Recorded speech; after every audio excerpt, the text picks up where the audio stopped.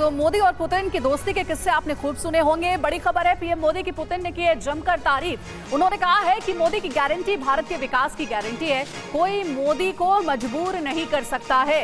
राष्ट्रहित में फैसले से चौंकाते हैं प्रधानमंत्री मोदी, ये बयान दिया है रूस के राष्ट्रपति व्लादिमीर पुतिन ने। आइए सुनते हैं कि पुतिन ने क्या कहा है प्रधानमंत्री मोदी के लिए। तो पुतिन ने पीएम मोदी की जमकर तारीफ की है। मोदी के मुरीद हुए हैं पुतिन, और पुतिन ने क्या कहा है अब जल्दी से आपको उनकी बड़ी बातें भी बता देते हैं जो कि उन्होंने पीएम मोदी के लिए कहा है। पुतिन कहते हैं कि मोदी की वजह से रूस और भारत के बेहद मजबूत संबंध है। मोदी को धमकाया या मजबूर नहीं किया जा सकता। आगे वो अपने बयान में ये भी कहते हैं कि भारतीयों के हितों के लिए मोदी सख्त दिखते हैं।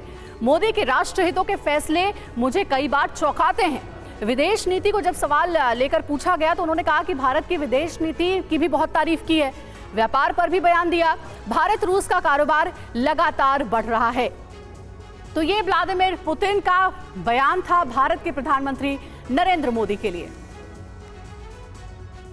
और दुनिया में मोदी का डंका बज रहा है। जो बाइडेन हो, डोनाल्ड ट्रंप हो, बराक ओबामा हो, सबने प्रधानमंत्री नरेंद्र मोदी की तारीफ कई बार की है, कई मंचों पर की है। देखिए, जो बाइडेन ने कहा मोदी का ऑटोग्राफ मांगा। आपको याद होगी वो तस्वीर जब दोनों की मुलाकात हुई थी और जो बाइडेन ने खुद को मोदी का फैन बताया था, और डोनाल्ड ट्रंप ने महान नेता प्रधानमंत्री मोदी को कहा था।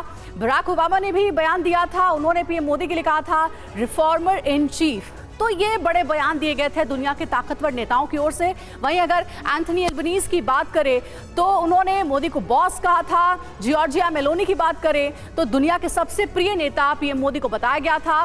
बोरिस जॉनसन ने भी बयान दिया था और कहा था मोदी के नेतृत्व में भारत काफी तरक्की कर रहा है। तो ये देखिए, दुनिया के शक्तिशाली देशों के जो नेता हैं, सर्वोच्च नेता हैं, उन्होंने बयान दिया है पीएम मोदी के लिए, और दुनिया में मोदी का डंका बजता हुआ नजर आ रहा है।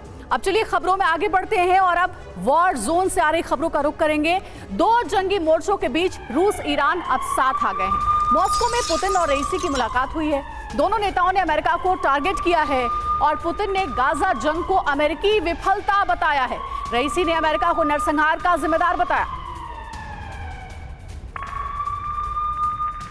तो दोनों नेताओं ने अमेरिका को टारगेट किया है और रईसी और पुतिन की मुलाकात हुई है। रईसी ने नरसंहार के लिए अमेरिका को जिम्मेदार ठहराया है। तो देखिए, सब जानते हैं कि रूस और ईरान की दोस्ती गहरी है और इस वक्त जो गाजा में युद्ध चल रहा है, अगर उसमें बात करें हम इजराइल वर्सेस हमास की, तो हमास को कहीं ना कहीं सपोर्ट करते हुए रूस और ईरान नजर आते हैं, क्योंकि इजराइल के साथ खड़ा है अमेरिका।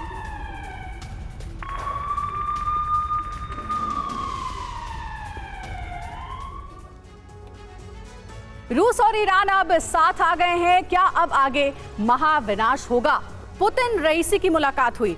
मुलाकात में क्या बात हुई, इस पर गौर करिएगा। रईसी ने कहा गाजा में नरसंहार मानवता के खिलाफ अपराध है।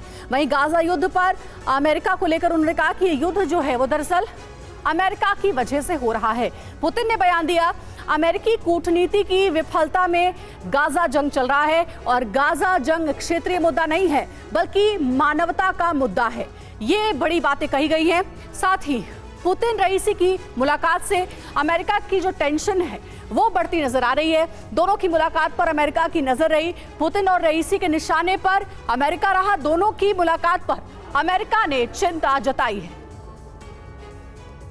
और साथ ही अब आपको एक और जरूरी जानकारी देते हैं, गाजा जंग का असर क्या हो सकता है। मिडिल ईस्ट में यूरोप तक अमेरिका की मुसीबत बढ़ सकती है। गाजा में ईरान हमास के साथ, यूक्रेन युद्ध में ईरान रूस के साथ है और अमेरिकी वर्चस्व मिटाने की स्ट्रेटेजी बन रही है। पुतिन और रईसी की मुलाकात बेहद अहम है। आगे क्या हो सकता है, क्या संभावना है?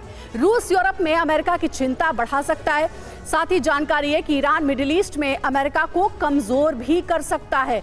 ये भी बड़ी टेंशन है अमेरिका की। अमेरिका विरोधी देशों का गठबंधन भी बनेगा और साथ ही रूस और ईरान के सहयोगी देश एक साथ आ सकते हैं। ये एक बहुत बड़ी चुनौती बन जाएगी अमेरिका के लिए। दुनिया पर दो भागों में बंटने का खतरा भी बढ़ जाएगा। तो इस मुलाकात के कई मायने हैं जो हम आपको बता रहे हैं और इसीलिए अमेरिका चिंतित भी है।